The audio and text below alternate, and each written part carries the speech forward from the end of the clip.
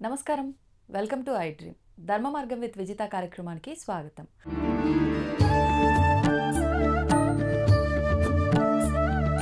ప్రస్తుతం మనతో పాటు ఉన్నారు లలితా అమ్మవారి ఉపాసకులు గీతా కుమార్ గారు. ఇప్పుడు వారితో మాట్లాడి మరిన్ని విషయాలు తెలుసుకుందాం. నమస్తే అండి. నమస్తే మా. ఈ మధ్యకాలంలో ఎక్కువగా లలితా అమ్మవారి గురించి మాట్లాడేవారు, అమ్మవారి నామాలు పారాయణ చేసేవారు, చేస్తున్న దగ్గర కనీసం కూర్చొని వినేవాళ్ళని కూడా ఎక్కువగా చూస్తున్నాం. అంటే అమ్మవారు తెలియకుండానే అందరిలోకి అలా వెళ్ళిపోతున్నారు ఒక రకంగా. ఆ మధ్యలో వారాహి అమ్మవారి గురించి కూడా సడన్గా అందరికీ తెలిసిపోవడము, అందరిలో అమ్మవారు అలా దూసుకెళ్ళిపోవడము, ఆ రకంగా లలిత అమ్మవారు కూడా ఈ మధ్య అందరిలోకి వెళ్ళిపోతున్నారు. అలా ఆవిడ గురించి ఆవిడే ఒక రకంగా తెలియజేస్తుంది అనుకోవాలో ఏంటో తెలియదు. కానీ ఈ నామాల విషయానికి వచ్చేసరికండి, చాలామంది సొంతంగా ఇంట్లో పారాయణ చేసే వాళ్ళు ఉన్నారు, సామూహికంగా ఆలయాల్లో కూర్చొని హౌస్ వైఫ్స్గా ఉన్న లేడీస్ కూడా వెళ్ళి పారాయణ చేయటము చూస్తూ ఉన్నాం. అసలు ఏంటి లలితా పారాయణం వల్ల వచ్చే ఫలితం ఏంటి, అసలు ఎందుకు చెయ్యాలి, చెయ్యాలంటే నియమాలు పాటించాలా, ఎన్నో సందేహాలు, అవన్నీ కూడా మీరే నివృత్తి చేయాలి. ఓకే అమ్మ, శ్రీమాత్రే నమః.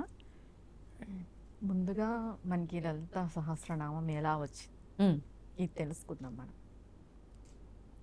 హయగ్రీవ స్వామి అగస్త్య మహామునికి చెప్పారు అనేది అందరికీ తెలిసిన విషయం. అవును. హయగ్రీవ స్వామికి ఎవరు చెప్పారు? దక్షిణామూర్తి చెప్పారు. లలితా సహస్రనామానికి మొదటి గురువు దక్షిణామూర్తి. దక్షిణామూర్తి స్వామి వారు హయగ్రీవ స్వామి వారికి చెప్తే, హయగ్రీవ స్వామి వారు అగస్త్య మహామునికి చెప్పారు. అగస్త్య మహామునికి ఎందుకు చెప్పారు? ఇంకా చాలా మంది ఉన్నారు, మహర్షులు ఉన్నారు, ఋషులు ఉన్నారు. అవును. ఎందుకు చెప్పారు? ఎందుకు చెప్పారంటే, ఆయన భార్య లోపాముద్ర మనకు తెలుసు. అవును.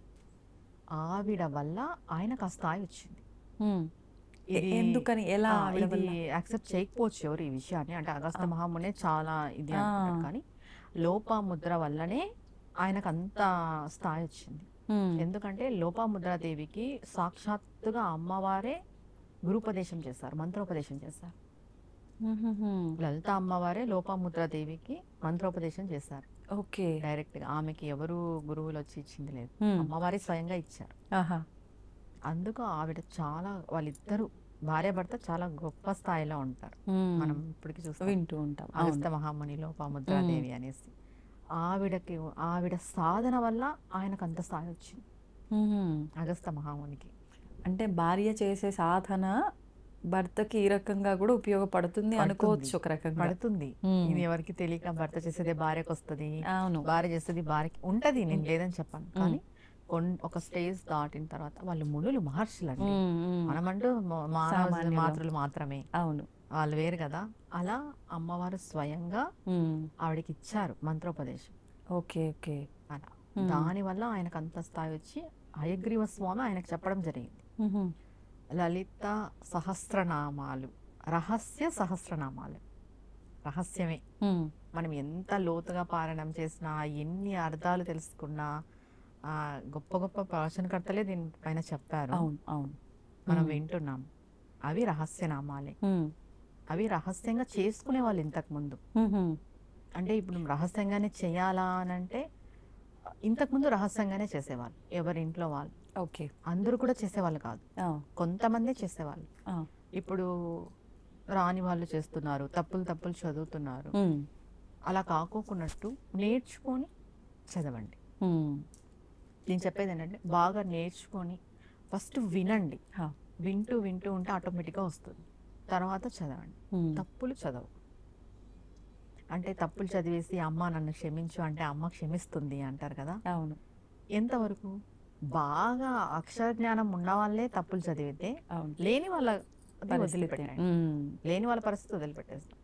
అక్షర జ్ఞానం ఉన్న వాళ్ళు కూడా సరిగా అక్షరాలు పలకక తప్పులు చదివితే ఎలా క్షమిస్తుంది? అవును. అంటే తప్పు ఒకసారి 2 సార్లు సరి చేసుకునే, ప్రతిసారి తప్పే చేస్తూ సరి చేసుకోవాలి కదా. ఖచ్చితంగా సరి చేసుకోవాలి. మెయిన్ లలిత సహస్రనామానికి అనుష్ఠుప్ ఉంది, ఛందస్సు. ఓకే. ఇప్పుడు చాలా మంది పారాయణాలు చేస్తున్నారు కదా, కొత్త రాగాలు కూడా మనం వింటున్నాం. రాగాల్లో చెప్పడం, మామూలుగా చెప్పడం, అది అనుష్ఠుప్లోనే చెప్పాలి. అంటే ఒక పద్ధతి ఒక ఉంది, ఆ పద్ధతి ఉంది, పద్ధతిలోనే దానికి ఒక వెళ్ళాలి. లిరిక్ ఉంది, ఆ లిరిక్లోనే చెప్పాలి. ఓకే. ఎక్కువ రాగాలు తీసి చెప్పకూడదు, పాటలాగా అస్సలకే పాడకూడదు. ఇప్పుడు చాలా మంది గ్రూప్ పారాయణాల్లో కొంచెం రాగాలు తీసి చదవడం అలా మనం వింటుంటాం, అలా అసలు పాడకూడదు. అనుష్టుప్ ఛందస్సులోనే చదవాలి లలిత సహస్రనామం. దానికి టైం ఇంతే. నేనేదో ఫాస్ట్గా చదివేసి 15 నిమిషాల్లో కంప్లీట్ చేశానని, నేనేదో గంట సేపు అలా కాదు. 20 to 25 minutesలో లలితా పారాయణ కంప్లీట్ కావాలి. 20 minutes ఖచ్చితంగా. అంటే ఎక్కడ మొదలు పెట్టాలి, ఎక్కడ పులి స్టాప్, మళ్ళీ ఎక్కడ నుంచి హైలో అది లో చాలా అట్లానా? subject. అవును, ఎక్కడ మనం బ్రేక్ పెట్టాలి, ఎక్కడ కంటిన్యూగా చదవాలి బ్రేక్ లేకోకున్నట్టు, ఓకే. అలా ఉన్నాయి దాంట్లో నామాలు. అలా బ్రేక్స్ వస్తాయి, బ్రేక్స్ వచ్చినప్పుడు మనం బ్రేక్స్ వచ్చినప్పుడు బ్రేక్స్ పెట్టుకున్నట్టు కంటిన్యూగా చదవడం, కంటిన్యూగా చదివే నామాన్ని బ్రేక్ పెట్టడం, అర్థాలు మారిపోతాయి పూర్తిగా, కంప్లీట్ గా అర్థాలు మారిపోతాయి. ఓకే. లలితా సహస్రనామ పారాయణం చేస్తున్నారు అంటే అంటాం కదా, ఒళ్ళు కళ్ళు అన్ని దగ్గర పెట్టుకొని చేయాలి. అమ్మవారు నేనేదో చేసే వేరే స్తోత్రాల విషయం పక్కన పెట్టేస్తే ఇవి రహస్యంగా చెప్పబడినవి ఇవి. ఇంకా చెప్పాలంటే శ్రీ విద్యకి మొదటి మెట్టు లలితా పారాయణం, లలిత సహస్రనామాలే. ఎప్పుడైతే మనం లలిత సహస్రనామాల పారాయణం చేస్తూ ఉంటామో ఇది మొదటి మెట్టు. ఓకే. అంటే శ్రీ విద్య ఒకవేళ నేను సౌందర్యలహరి, లలిత సహస్రనామాలు శ్రీ విద్యకే సంబంధం. సౌందర్యలహరి కూడా శ్రీ విద్యనే. అందులో ఎన్ని శ్లోకాలు? 100 శ్లోకాలు. నామాల శ్లోకాల? శ్లోకాలు. ఈ 1000 నామాలు అక్కడ 100 శ్లోకాలుగా ఉన్నాయనుకోవచ్చు. అవి వేరు ఇవి వేరు, వేరు వేరు. కంప్లీట్ గా ఇది అమ్మవారి గురించి ఎలా వర్ణన, అది అమ్మవారి అయ్యవారి గురించి వర్ణన. ఇద్దరు గురించి అక్కడ ఎక్కువ అమ్మవారి గురించే, ఇద్దరు గురించి ఉంటుంది. ఇది కంప్లీట్ గా అమ్మవారి గురించి, అమ్మవారు ఎలా ఉన్నారు. అసలు ఏంటండి సౌందర్య లహరి అంటే ఏంటి, అసలు అర్థం ఏంటి? సౌందర్య లహరి అని అంటే అమ్మవారి యొక్క సౌందర్య వర్ణన. దీనికి ఏం చెప్పబడింది అంటే, ఆది శంకరాచార్యులు కైలాసం వెళ్ళినప్పుడు అమ్మవారు శ్లోకాస్ ఇచ్చారంట, ఇది జనులకు ఇవ్వు అనేసి. ఓకే. వచ్చేటప్పుడు నందీశ్వరుడు లాగేసుకున్నారని చెప్తారు, కొంతమంది వినాయకుడు లాగేసుకున్నారు, ఇలా 2 రకాలుగా వింటున్నాం మనము. లాగేసుకున్నారు, అది చింపేశారు. ఓన్లీ 40 శ్లోకాలు మాత్రమే అమ్మవారు ఇచ్చింది. ఓకే. తర్వాత మిగతా శ్లోకాలు 47 శ్లోకాలు అనుకుంటాను, అవి మాత్రం అమ్మవారు ఇచ్చింది. మిగతావన్నీ ఆది శంకరాచార్యులు స్వయంగా ఆకాశవాణి పలికింది, మీరే రాయాలి అనేసి ఆయన రాశాడు. ఆనందలహరి, సౌందర్యలహరి. సౌందర్యలహరిలోనే ఆనందలహరి, సౌందర్యలహరి ఉంటుంది. అలా. ఓకే. అంటే వారి గురించి తెలుసుకోవాలి అనే భావన ఉన్నవారు ఇద్దరు గురించి అనుకుంటే సౌందర్యలహరి ఫాలో అవ్వచ్చు. సౌందర్యలహరి కూడా శ్రీ విద్యనే. ఓకే. ఇది స్తోత్రపరంగా శ్రీ విద్య. స్తోత్రపరంగా దీంట్లో కూడా ఆది శంకరాచార్యులు నిగుడమైన బీజాక్షరాలను పెట్టారు. ఓకే. మరి బీజాక్షరాలు ఉంటే అది గురువు ఉపదేశం ద్వారానే అంటారు కదా? గురువు ఉండాలి సౌందర్యలహరికి కూడా. అంటే పారాయణంకి కూడా ఉండాలా? అంటే మనం నేర్చుకునే కదండి పారాయణం చేయాల్సింది, తప్పులు చదవకూడదు కదా. తప్పులు చదివితే అర్థం మారిపోతుంది, బీజాక్షరాల యొక్క వ్యతిరేక ఫలితాలు వస్తాయి. దాంట్లో కూడా నిగుడంగా బీజాక్షరాలు ఉన్నాయి సౌందర్యలహరిలో కూడా. కనిపించుకోకున్నట్టు మానవులందరూ చేసుకునే విధంగా ఆది శంకరాచార్య జగద్గురువులు మనకి ప్రసాదించారు సౌందర్యలహరిని. ఓకే. ఒక్కొక్క శ్లోకం ఒక్కొక్క ఫలితాన్ని ఇస్తుంది మనకి. కానీ ఇప్పుడు ప్రతి ఒక్కరు అంటే ఒకరు ఏదో చేస్తే మాకు అది జరిగింది, వాళ్ళకి బాగా జరిగింది అని చెప్పి పుస్తకం కొనుక్కొచ్చుకున్నామా, ఎవరికి వాళ్ళు చేసుకున్నామా అనేటట్టు కూడా వెళ్ళిపోతున్నారు. అది కరెక్ట్ పద్ధతేనా మరి మీరు చెప్పిన దాన్ని బట్టి చూస్తే?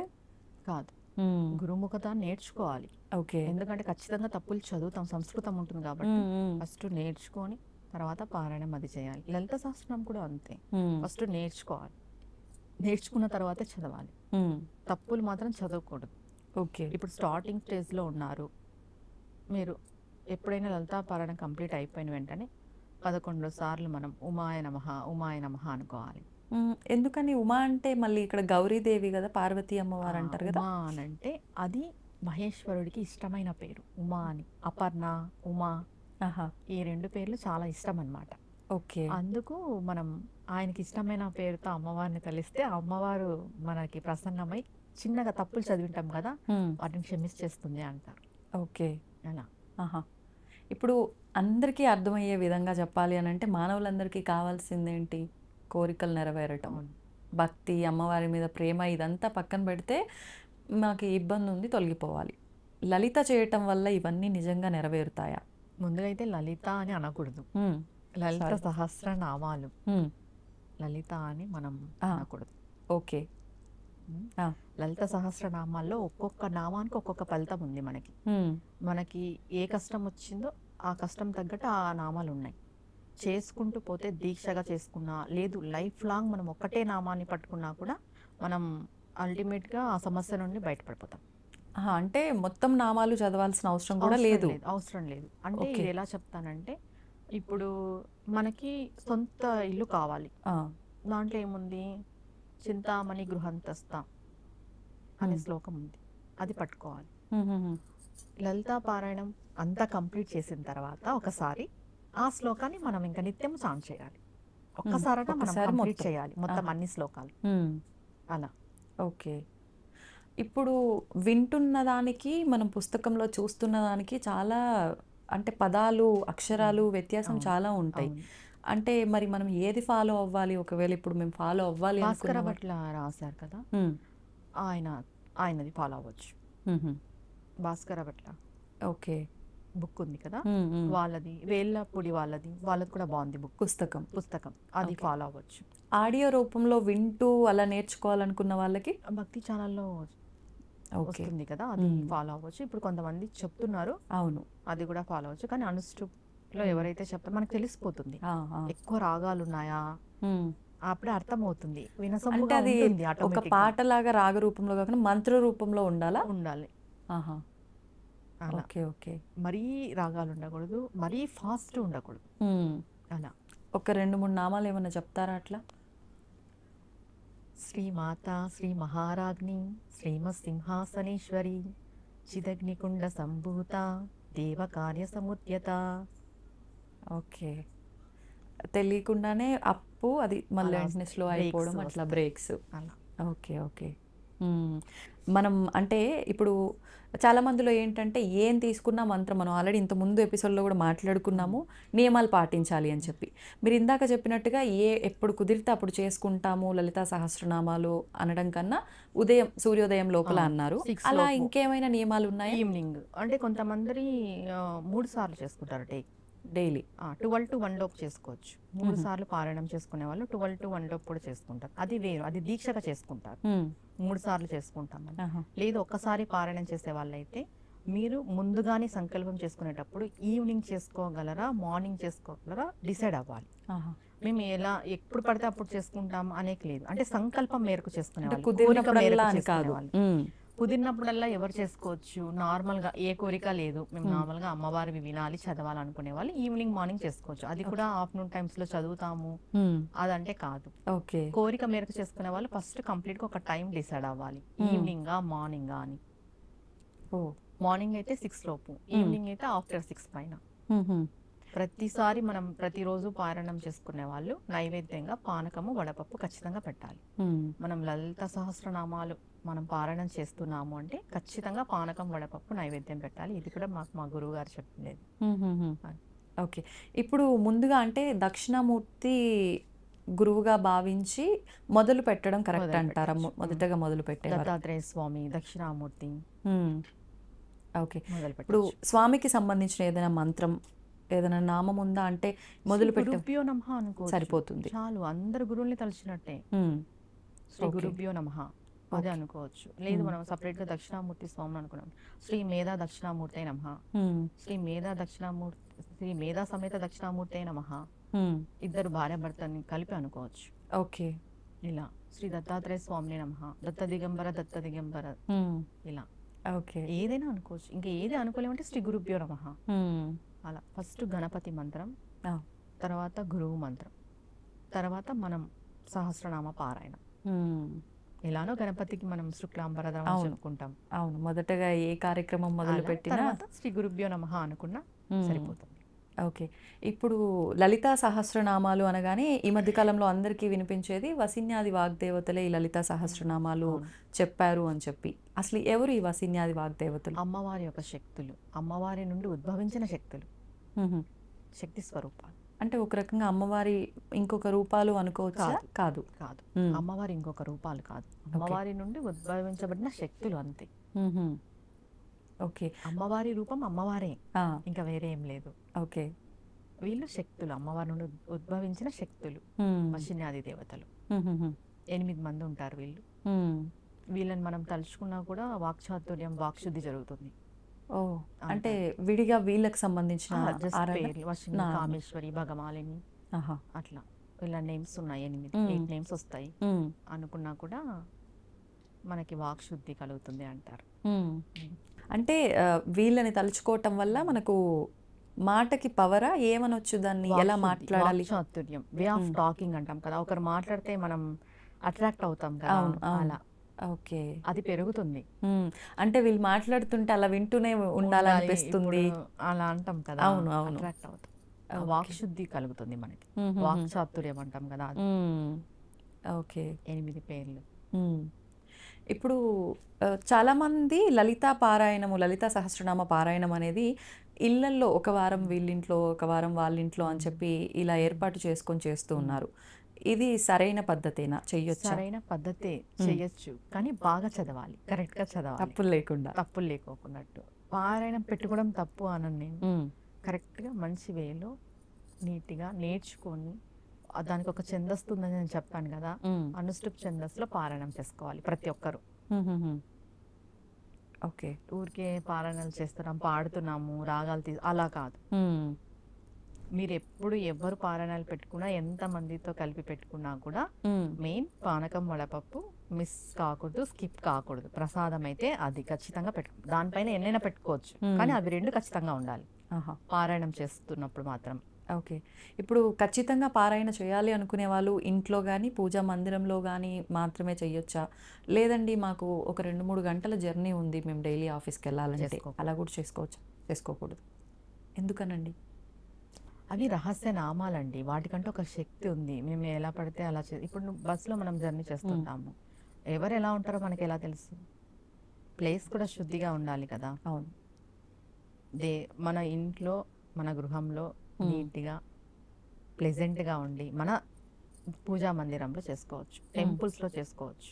ఆహా! అంతే తప్ప ఎక్కడ జర్నీలో చేస్తాం. దాంట్లో ఒక నామాన్ని తీసుకుంటాం కదా. దాన్ని మనం చాంటింగ్ చేసుకోవచ్చు. ఓకే. అంటే మీరు చెప్పినట్టుగా ఒకసారి పారాయణం అయిపోయినాక ఒక సింగిల్‌గా నామం ఉంటుంది. తీసుకున్నప్పుడు. ఎప్పుడు చాంటింగ్ చేసుకోవచ్చు. ప్రాబ్లం లేదు. హుహు. మొత్తం సహస్రనామాలన్నీ చదువుతామంటే చదవకూడదు. హుహు. అలా ఓకే. కూర్చొని నీట్‌గా పద్ధతిగా చదువుకోవాలి అది ఒక చోట. ఓకే.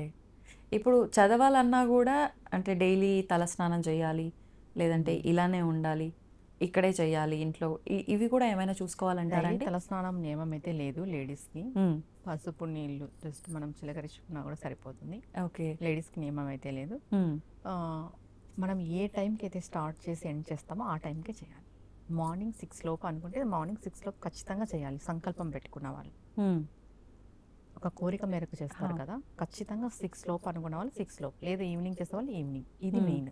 హుహుహు. డైలీ తలస్నానం నియమం అయితే కాదు. పూజా మందిరంలో ఎక్కడ చేస్తామో అక్కడే. హ్మ్. అంతే. ఓకే. బయట చేస్తాం కుదరలేదు. మెయిన్ దీక్ష సంకల్పం పెట్టుకునే వాళ్ళు ఎక్కడికి వెళ్ళకండి. హ్మ్. జర్నీస్ గానీ, పక్కా ఊర్లకు గానీ, ఎవరైనా ఇంటికి గానీ అది కంప్లీట్ అయిన తర్వాత వెళ్ళొచ్చు. ఎన్ని రోజులు పెట్టుకోవచ్చంటారు అలా ఒక దీక్ష పెట్టుకోవాలనుకుంటే? కొంతమంది 6 మంత్స్ చేస్తారు. 45 డేస్, హ్మ్. 21 డేస్, కొంతమంది త్రిరాత్రి వ్రతం అని చేస్తారు. ఆహా! ఇది ఎలా? ఇది ఎలా అంటే 3 రోజులు 3 పూటలు లలితా పారాయణం చేస్తారు. ఆహా! 9 సార్లు 9 పారాయణం సార్లు. అయిపోతుంది. ఓకే. అలా చేస్తారు. ఆహాహా! నెక్స్ట్ డే 4th డే ఘన నైవేద్యం పెట్టేసి అమ్మవారికి హ్మ్. దీక్షా విరమణ చేస్తారు. హుహుహు. అంటే ఇది ప్రత్యేకించి పలానా తిథి రోజు లేదంటే ఈ రోజే చేయాలి అని ఏమైనా? ట్యూస్డే స్టార్ట్ చేయొచ్చు, మంగళవారం స్టార్ట్ చేయొచ్చు, హ్మ్. లేదా ఫ్రైడే స్టార్ట్ చేయొచ్చు. ఓకే. అలా ఆహా! అంటే మనం త్రిరాత్రి ఎక్కువగా అమ్మవారి వ్రతం. ఆరాధన చేసే రోజులు మంగళ, శుక్రవారాలే ఆ, తీసుకుంటాం కాబట్టి ఆ డేస్లో స్టార్ట్ చేసేసుకొని ఓకే. 3 పూటల లలితా పారాయణం చేస్తాము. కొంతమంది తినరు, ఆహారం కూడా తినరు, పళ్ళు పాలతోనే ఉంటారు. Complete 3 days. కంప్లీట్ 3 డేస్ ఉంటారు ఓకే. పళ్ళు పాలతోనే. హ్మ్. ఇంకా అమ్మవారికి డైలీ పానకం, వడపప్పు 3 పూట్ల ఇదే పెడతారు. పెట్టిన నైవేద్యం తిని ఉంటారు, పండ్లు అవి అంతే. Last day 4th day early మార్నింగే ఘన నైవేద్యం పెట్టేసేసి హ్మ్. మనం దీక్ష విరమణ చేసుకుంటాం. అప్పుడు కూడా పారాయణం చేస్తాం 10వసారి. ఆహా! ఇది కూడా చేసుకోవచ్చు. ఓకే. ఓకే. హ్మ్. అంటే ఇది ఇలా ఫాస్ట్ రిజల్ట్. ఇది చేయడం వల్ల. ఓకే. త్రిరాత్రి వ్రతం ఫాస్ట్ ఎక్కువగా అంటే మామూలుగా మనకి దేవి నవరాత్రుల్లో కూడా 3 రాత్రులుగా డివైడ్ డివైడ్ చేస్తారు కదా. చేస్తారు. లాస్ట్ 3 days త్రిరాత్రి వ్రతంగా భావిస్తాం. అష్టమి నవమి దశమి 3 days గా విభజన చేస్తాం కదా. అవును. సరస్వతికి, అవునండి. మహాకాళికి, మహాలక్ష్మికి అలా సపరేట్గా త్రిరాత్రి వ్రతం అని లలితా అమ్మవారికి కూడా చేసి లలితా పారాయణం చేసుకోవచ్చు. సంకల్పం పెట్టుకొని ఏదైనా కోరిక, ఓకే. ధర్మబద్ధమైన కోరిక. అంటే ఏ కోరికైనా మనకు ఇది అవ్వాలి అనుకున్నది పెట్టుకోవచ్చా, లేదంటే పలానా ఈ త్రిరాత్రికి సంబంధించి ఈ కోరిక కోసమే అని? మనది ఏదైనా ఏ కోరిక? సంసార పరంగా కానీ, ఇప్పుడు నిత్య జీవితంలో మనకి ఏమేమి అవసరాలు ఉంటాయో అవును. అవి ధర్మబద్ధమైన కోరికలు ఖచ్చితంగా నెరవేరుతాయి. ఇది నిజంగా చాలా సింపుల్ కూడా, అందరూ చేసుకోవచ్చు. ఎక్కువ రోజులు అంటే నియమాలన్నీ మళ్ళీ బ్రేక్ చేసేస్తామో అన్న భయం ఉంటుంది. పారాయణం చేయాలి లలితా పారాయణం. ఇంకా 3 రోజులు బయటికి కదలొద్దా? కదలద్దు. ఆహా. భూసైనం చేయాలి. కొంతమంది ఏకభుక్తం ఉంటారు, కొంతమంది కంప్లీట్ గా తినరు. అది కూడా మన సంకల్ప ప్రకారంగానేనా? అది కూడా మన సంకల్పం, మన ఆరోగ్యరీత్యా చూసుకోవాలి. ఓకే. ఇప్పుడు దీక్షల్లో ఉన్నప్పుడు చల్లనీళ్ళ స్నానాలు అని ఇలా అంటూ ఉంటారు, దీనికి కూడా అది వర్తిస్తుందా? ఏదైనా మన ఆరోగ్యరీత్యానే చెప్తా నేను. ఓకే. మీరు స్నానం చేసుకోగలము అంటే చల్లనీళ్ళ స్నానం చేసుకోవచ్చు. మీరు తలస్నానం చేసుకోగల కెపాసిటీ ఉంటే తలస్నానం చేయండి, లేదు అంటే వేడి నీళ్ళ స్నానమే చేయండి, ఒళ్ళుకే చేయండి. ఓకే. ఏదైనా మన ఆరోగ్యరీత్యా, మనం ఆరోగ్యాన్ని కష్టపెట్టుకొని చేయమని దేవుడు చెప్పలేదు. అవును, అవును. మనకు ఆరోగ్యం కూడా సహకరించాలి కదా. అవును, అన్ని దృష్టిలో పెట్టుకుని ఏ పూజ చెప్పినా కూడా ఆరోగ్యరీత్యా మన ఇంటి వాతావరణం మనకు అన్నిట్లోనూ సహకారం ఉందంటే మీరు మోర్గా చేసుకోవచ్చు. లేదు ఇంతే చేసుకోగలమని అంతే చేసుకోండి, బాధ ఏం అవసరం లేదు. మనస్ఫూర్తిగా చేసుకోవాలి ఏది చేసుకున్నా కూడా. అయ్యో మేము అలా చేయలేకపోతున్నామే, ఇలా చేయలేకపోతున్నామే అవసరం లేదు. మనసు అనేది ముఖ్యం ఇక్కడ. ఓకే. ఇప్పుడు ఇలాంటివి ఏమైనా చేయాలి అన్నప్పుడు ఖచ్చితంగా వైఫ్ ఇలాంటివి మొదలు పెట్టాలన్నప్పుడు హస్బెండ్ పర్మిషన్ ఖచ్చితంగా తీసుకొని వాళ్ళకి ఇష్టం ఉంటేనే మొదలు పెట్టాలి అని చెప్పి అంటారు, అది వాస్తవమే? వాస్తవమే.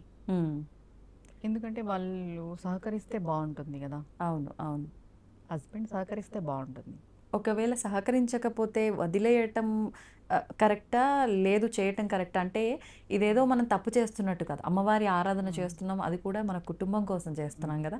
అటువంటి సందర్భాల్లో అమ్మవారికి ఒకటే చెప్పుకోవాలి, అమ్మ నా ఇంటి పరిస్థితి బాగలేదు, మా వారు ఒప్పుకోవట్లేదు, మా వారి మనసు మారిస్తే నేను చేసుకుంటా.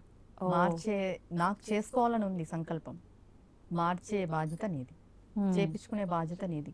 ఇక్కడ ఎప్పుడైనా కూడా ఏ పూజ ఏ వ్రతమైనా నేను చేస్తున్నాను అనే భావన కంటే మీరు చేయించుకుంటున్నారనే భావన ఉంటే సవ్యంగా జరిగిపోతుంది. మీరే చేయించుకోవాలి, నా చేత అనేది ఉండాలి.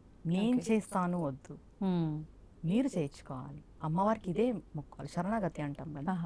ఎప్పుడు కూడా మీరే చేయించుకోవాలి, మీరే బాధ్యత. నేను శరణ్ కోరుతున్నాను, నేను మీ పాదాలు పట్టుకున్నా, నాకేం తెలీదు, మీరు ఎలా తీసుకెళ్తే అలా నా జీవితం అని చెప్పేసుకుంటే అమ్మవారు తీసుకెళ్తుంది. ఇక్కడ నేను అనే అహం, నేను చేస్తున్నాను అదేదో మనం ఏం చెయ్యం అక్కడ. ఆమె అనుగ్రహం ఉంటేనే మనం చేయగలం. ఓకే.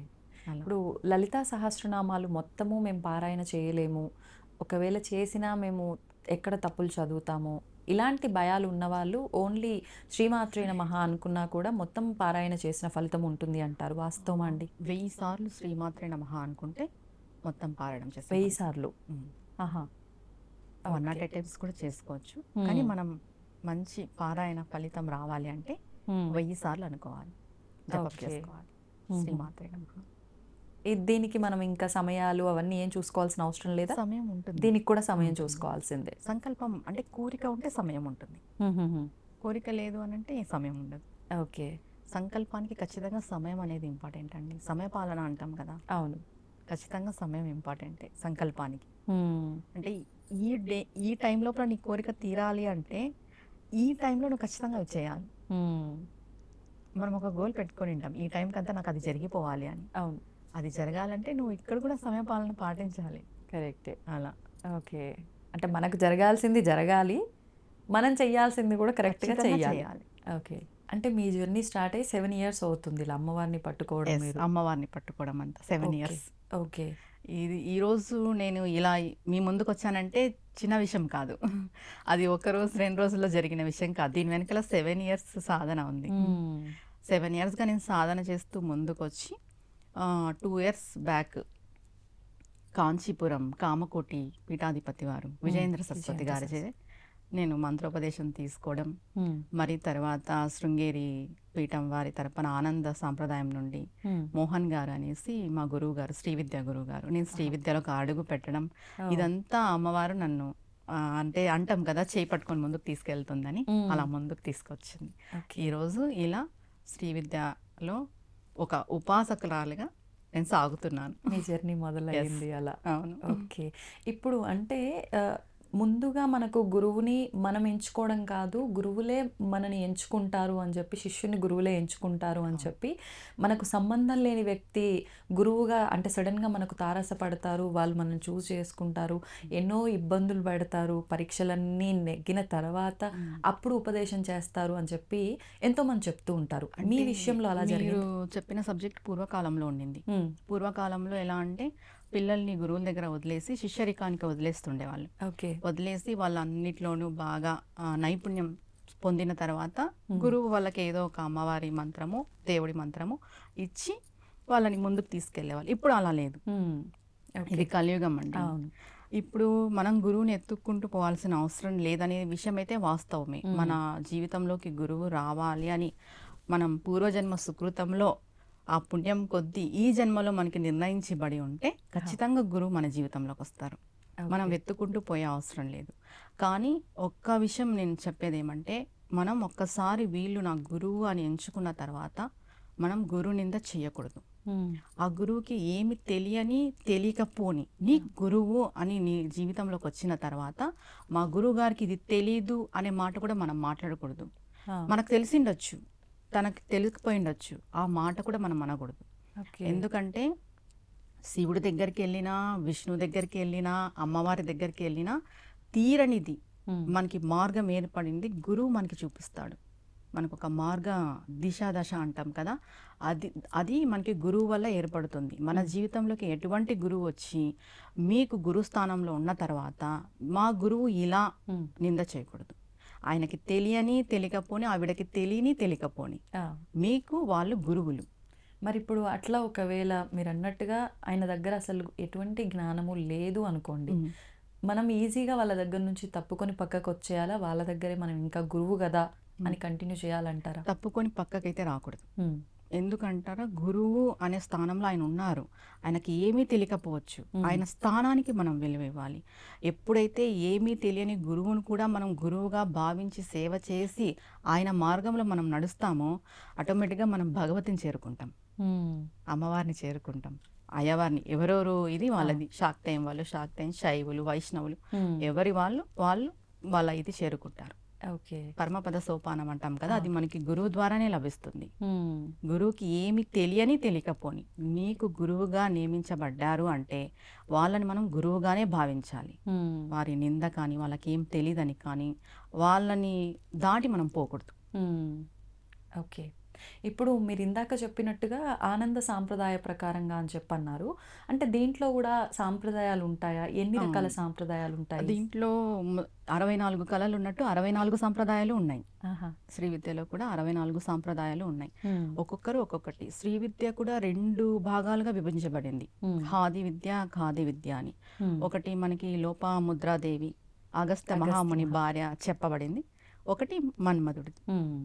అది మనకి ఆది శంకరాచార్యులు ఏది చెప్పారంటే, లోపాముద్రాదేవి ఏదైతే మనకు చెప్పిందో దాన్ని మాత్రమే మనము ఇది ఫాలో అవ్వాలి అనేసి చెప్పబడింది. కొంతమంది మన్మథ విద్య కూడా ఈ కాలంలో చేస్తున్నారు.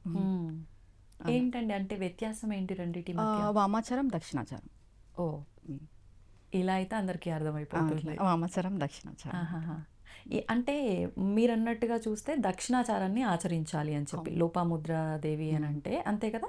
కానీ ప్రస్తుత రోజుల్లో చూసుకుంటే ప్రతి ఒక్కరూ కూడా ఎక్కువగా కవలాచారము అని చెప్పి, వామాచారము అని చెప్పి ఇలాంటి వాటి సైడ్ ఎక్కువగా మొగ్గు అంటే శ్రీ విద్య అంటే ఇప్పుడు హాది విద్య, ఖాది విద్య అనే విషయం పక్కన పెడితే చాలామంది దక్షిణాచారంలోనూ చేస్తున్నారు, అమ్మాచారంలోనూ చేస్తున్నారు. ఇంకా కౌలాచారం వచ్చేసి అది కుల ఆచారం బట్టి కూడా చేస్తారు అమ్మవారికి. కౌలాచారం అంటే వాళ్ళ కులం ఆచారం బట్టి ఉంటాయి కొన్ని. అది అంటే దక్షిణాచారము, వామాచారం 2 కలిపింది కౌలాచారం. ఓకే. ఓకే. ఆహా! ఇంకా అంటే వాటిల్లో నియమాలేమి ఉండవా? ఎందుకని ఎక్కువగా వాటి సైడ్ మొగ్గు అంటే చూపటం? నియమాలు ఉండవా అంటే ఉంటాయండి. హ్మ్. దానికి కూడా ఉంటాయి. కానీ దక్షిణాచారంలో ఉన్నంత నియమనిష్టలుండవు. ఓకే. ఓకే. హ్మ్. ఆహా! ఎందుకంటారు? అంటే అందరికీ కావాల్సింది అందరూ చేయాల్సిన మార్గం, వెళ్ళాల్సిన మార్గమే దక్షిణాచారం. దక్షిణాచారము. ఎందుకని దీంట్లోనే ఎక్కువగా నియమాలు? అంటే నియమాలు దక్షిణాచారంలో నియమాలెక్కువ అంటే మనల్ని మనం డిసిప్లైన్‌గా చేసుకోవడం. దక్షిణాచారం అంటే ఏదో పెద్ద పెద్ద నియమాలు అనుకుంటాం కానీ మనం మనల్ని మలుచుకోవడం. దానికే దక్షిణాచారం. హ్మ్. దక్షిణాచారం అంటే అర్థం మనల్ని మనం సరిచేసుకోవడమే దక్షిణాచారం. ఓకే. ఒక ఈరోజు నువ్వు మార్నింగ్ ఎర్లీగా లేవాలి. నువ్వు దీపం పెట్టుకోవాలి. హ్మ్. నిత్య పూజ నువ్వు చేసుకోవాలి. అది నువ్వు నిత్యము చేసుకోవాలి. హ్మ్. అది దక్షిణాచారం. అది నీకు దైనిత్య జీవితంలో నిత్యం నువ్వు చేసేదే. హ్మ్. అవును. అంతే కదా! వాస్తవం మీరన్నది. అవును అంటే కదా! ఒకప్పటి కాలంలో తీసుకుంటే తాతయ్యలు, వాళ్ళ ముందు తరాలు తీసుకుంటే గనక ఇదంతా ఒక నియమబద్ధకంగా అది నిత్య జీవితంలో ఎలా నడిచింది. వెళ్ళాలో అలా వెళ్ళింది. సూర్యోదయంకి మునిపే లేవాలి. అవును. నిత్యం దీపం పెట్టుకోవాలి. అసరు సంధ్య వేళల్లో నిద్రపోకూడదు. అసరు సంధ్య వేళల్లో తిండి తినకూడదు. హ్మ్. ఇలాంటివన్నీ మనం ఉంది. చెప్పుకొస్తున్నాం. ఇవన్నీ డిసిప్లైన్ అన్నమాట. హ్మ్. దక్షిణాచారం ఈక్వల్ టు డిసిప్లైన్. ఓకే. మనం ఎలా మనల్ని మలుచుకోవాలి హ్మ్. అది. అంటే ఇవన్నీ మనము విని మూఢనమ్మకాలు అని పక్కన పెట్టే జనరేషన్ వచ్చేసరికి ఇవి మనకు నియమాలుగా కనిపిస్తున్నాయి. యెస్. ఇబ్బందిగా యెస్. కనిపిస్తున్నాయి అంతే. యెస్. అంతే. ఇప్పుడు ప్రతి ఒక్కరు అప్పుడు మడులు పాటించేవాళ్ళు. అవును. అందరూ నియమనిష్టలతో ఉండేవాళ్ళు. హ్మ్. ఇప్పుడు అవన్నీ లేదు, తగ్గిపోయినాయి. ఆ! ఇప్పుడు అవన్నీ మనకి పెద్దవిగా అనిపిస్తాయి కరెక్ట్ అండి. చేయాలంటే. అవును. మరిప్పుడు అంటే మీరు ఆల్రెడీ బిఫోర్ స్పిరిచువాలిటీకి దగ్గరగా ఉన్నా కూడా హ్మ్. మ్యారేజ్ తర్వాత ఒక రకంగా ఉన్నారు. ఉపాసన తర్వాత ఒక హ్మ్. రకంగా ఖచ్చితంగా చాలా వేరియేషన్స్ చూసే ఉంటారు. అవును. ఈ నియమాలన్నీ పాటిస్తూ ఉంటేనే అలా ఉంటేనే అమ్మవారి అనుగ్రహం ఉంటుందా అంటే ఏం చెప్తారండి? లేదండి. హ్మ్. మెయిన్ మన మనస్సు మంచిదై ఉండాలి. ఆ! మనం ధర్మంగా ఉండాలి. మనం ఒకరికి హాని చేయకూడదు. ఒకరి గురించి మనం తప్పుగా మాట్లాడడం కానీ ఏది జరగకూడదు. హ్మ్. ఒకటి మనం ఉదయం లేసినప్పటి నుండి మన వరకు మనం ఏం చేస్తున్నాం? మనం మంచే చేస్తున్నామా? మనం మంచే వింటున్నామా? మనం మంచే చూస్తున్నామా? అంతే. దీన్ని బట్టి ఉంటే దీన్ని సాయుజ్యం అంటారనమాట. మనం ఒక నియమంగా రేపటి నుండి నేను ఉదయాన్నే లేవాలి అని పెట్టుకొని నువ్వు అది కంటిన్యూగా ఫాలో అయితే అది హ్మ్. కూడా ఒక సాయుజ్యం కింద, అది కూడా ఒక భక్తి, అది కూడా ఒక దీక్ష కింద వస్తుంది. ఓకే. మీరు స్నానం ఆచరించే వంట చేయాలి అనుకుంటే ఖచ్చితంగా మీరు అది ఆచరించి మీరు ప్రతినిత్యం అది చేస్తూ వచ్చారంటే ఒక 6 మంత్స్‌కి అది హ్మ్. కూడా ఒక భక్తి కిందనే వస్తుంది. హ్మ్. ప్రతి ఒక్కటి మనం చేసే ప్రతి మంచి పని కూడా భక్తే. ఆ!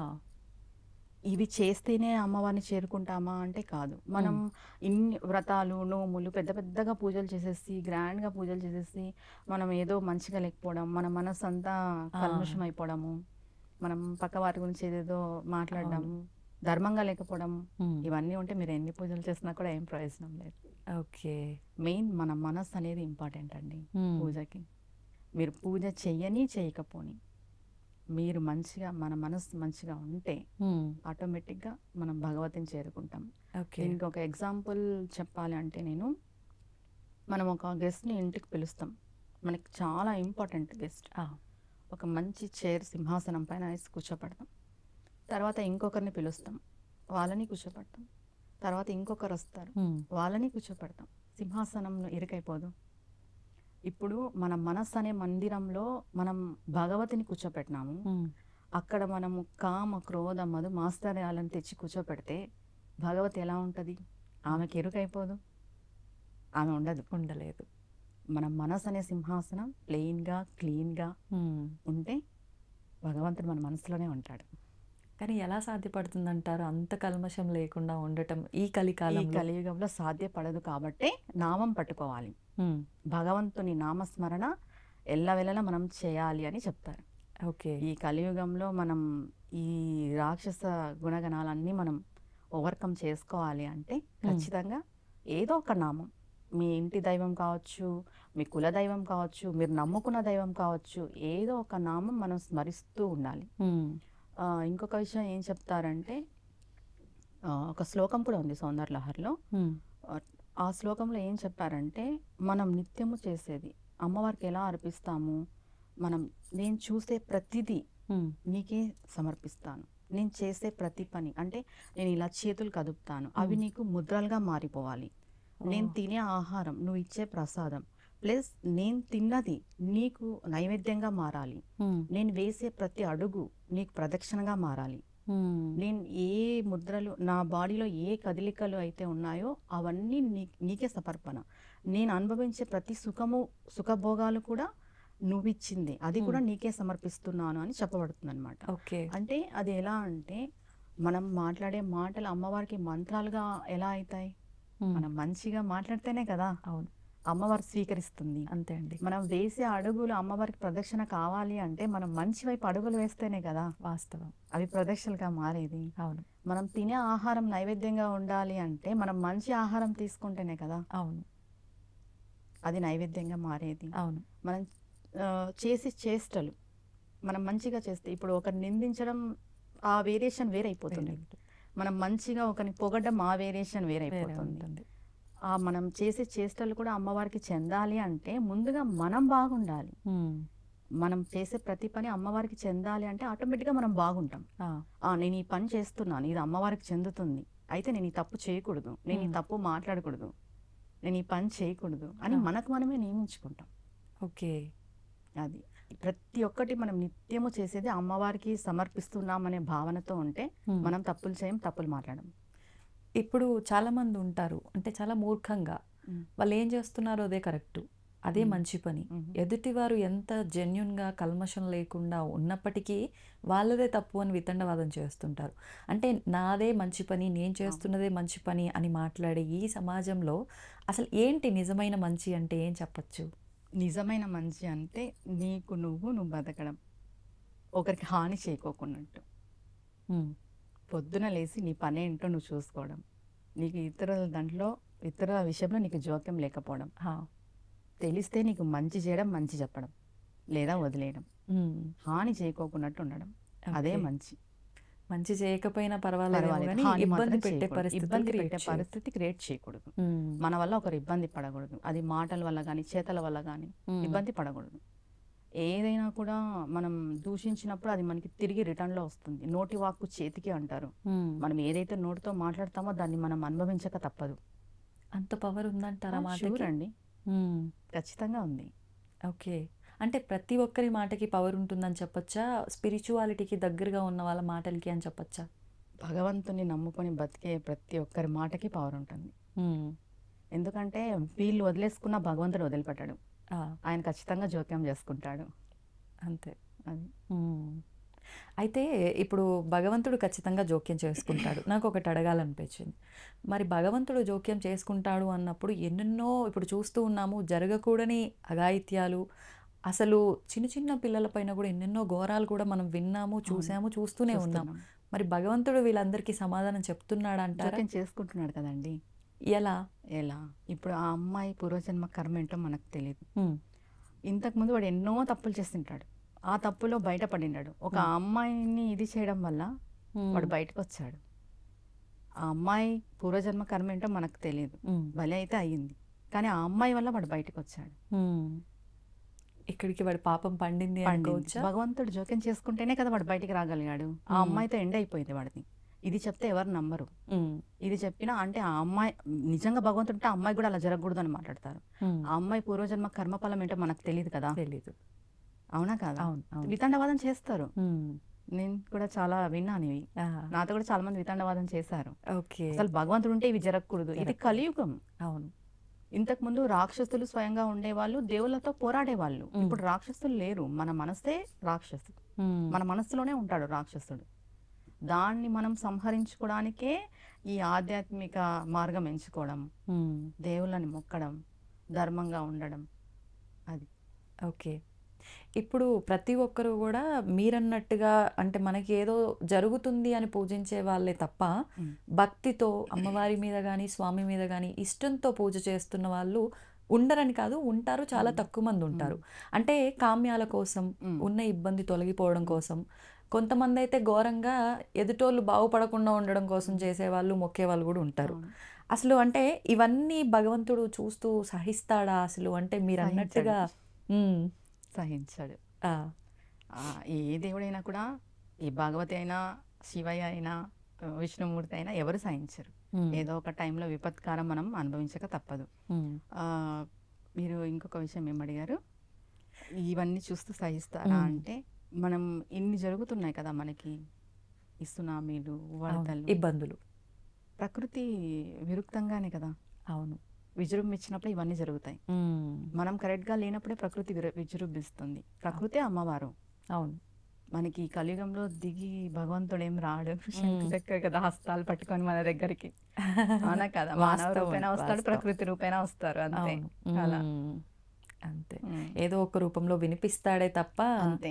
ఇలాంటి అంటే పంచభూతాలకి ప్రతిరూపంగానే భావిస్తాం కాబట్టి ఏదో ఒక రూపంలో మనకి ఇంటిమేషన్ ఇస్తూ ఉంటారు, అంతే. అయితే ఇప్పుడు నేను ఇందాక అడిగిన దాంట్లో ఏంటంటే చాలామంది మమ్మల్ని రక్షిస్తాడు అని చెప్పి పూజించే వాళ్ళు ఉన్నారు. కానీ ఈ మధ్యకాలంలో కొంతమంది వితండవాదం చేసే వాళ్ళు ఎలా ఉన్నారు అని అంటే, వాళ్ళని వాళ్ళే రక్షించుకోలేకపోతున్నారు, ఇంకా మిమ్మల్ని ఏం రక్షిస్తారు అని చెప్పి నాస్తికంగా మాట్లాడే వాళ్ళు ఉన్నారు. అంటే ఉదాహరణకి మీకు అర్థమయ్యే ఉంటుంది, ఆలయాల పైన కూడా ఎన్నో దాడులు, ఈ మధ్యకాలంలో గుళ్ళో విగ్రహాలు ధ్వంసం చేశారు అని చెప్పి. ఒకప్పుడు పురాతన కాలంలో విన్నాం ఇలాంటి ధ్వంసాలు, మళ్ళీ ఇప్పుడు చూస్తున్నాం ఈ కలికాలంలో. అంటే వాళ్ళ ఆలయం పైన దాడి జరిగితేనే వాళ్ళు ఏమి చేయలేకపోయారు, ఇంకా మిమ్మల్ని ఎలా రక్షిస్తారు అంటూ ఉంటారు. అటువంటి వారికి కొట్టినట్టుగా ఒక మంచి సమాధానం. పురాతన కాలంలో కూడా మన దేవాలయాలపైన చాలా జరిగినాయి. అవును, ఇంకా హిందూ ధర్మం నిలబడింది. ఇప్పటికీ మనం సనాతన ధర్మం గురించే మాట్లాడుకుంటున్నాం. అవును, ఈ రోజుకి మీరు నేను ఇంటర్వ్యూలో చెప్పుకుంటున్నది కూడా మన ధర్మం గురించి. ఇది చాలు, అంతే, ఇదే చాలు. ఈ రోజుకి మనం మన సనాతన ధర్మం గురించి మాట్లాడుతున్నాం కాబట్టి సనాతన ధర్మం పునాది, దీన్ని ఎవరు పెకలించలేరు. ఓకే, ఎన్ని టెంపుల్స్ రిమూవ్ చేసినా, డిస్ట్రాయ్ చేసినా, పగలు కొట్టినా, యుద్ధాలు చేసినా, మీ దేవుడు కాపాడుకోలేడని చెప్పిన ఎన్ని చెప్పినా కూడా సనాతన ధర్మం పురాతనమైనది, ఓకే, ప్రాచీనమైనది. ఇది మనకి పునాది. దీన్ని ఏ మతస్థులు కానీ ఎవ్వరు కానీ పెకలించలేరు. అవును, అంతే. అవును. చాలామంది ధర్మాన్ని రక్షిస్తున్నాము అని చెప్పి ధర్మాన్ని భ్రష్టు పట్టించే వాళ్ళు కూడా తయారయ్యారు. అన్నిటినీ మీరు అన్నట్టు భగవంతుడు ఖచ్చితంగా బుద్ధి చెప్తున్నాడు కూడా.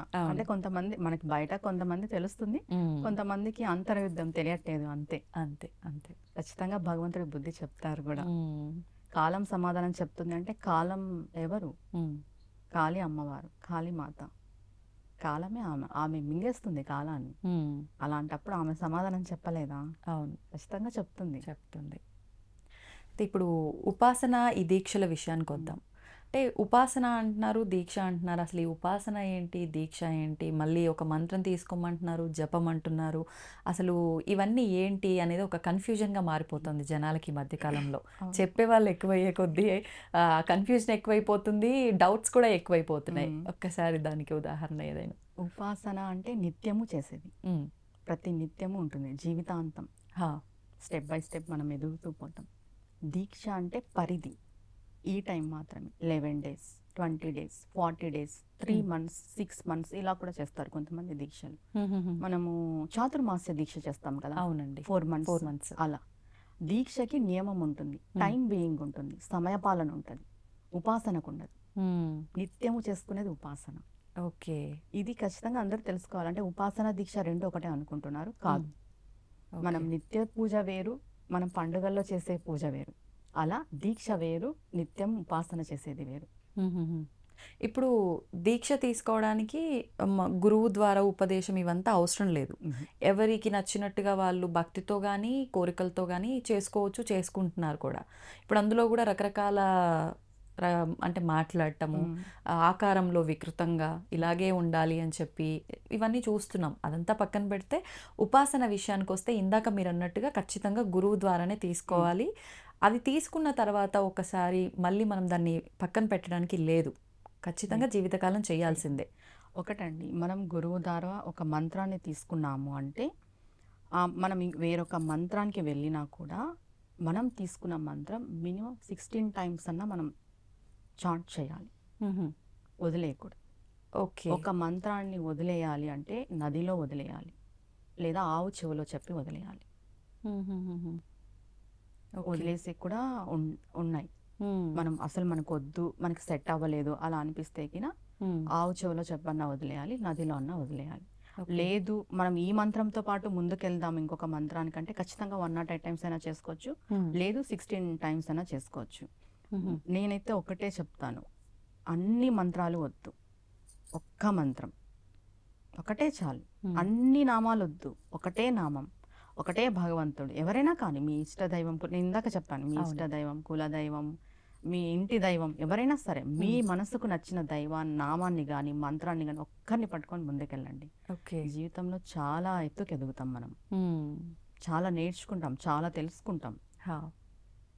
ఇప్పుడు ఈ శ్రీ విద్య అసలు ఏంటండి? శ్రీ విద్య అంటే శ్రీ విద్య అంటే ఇది చాలా పెద్దది. అన్ని విద్యల కంటే పైన ఉన్నది శ్రీ విద్య. మామూలుగా మనం దశమ విద్యలు అంటాం కదా, దశమ విద్యల పైన ఉండేది శ్రీ విద్య. మనం ఒక్కసారి శ్రీ విద్యలోకి అందరూ అడుగు పెట్టలేరు.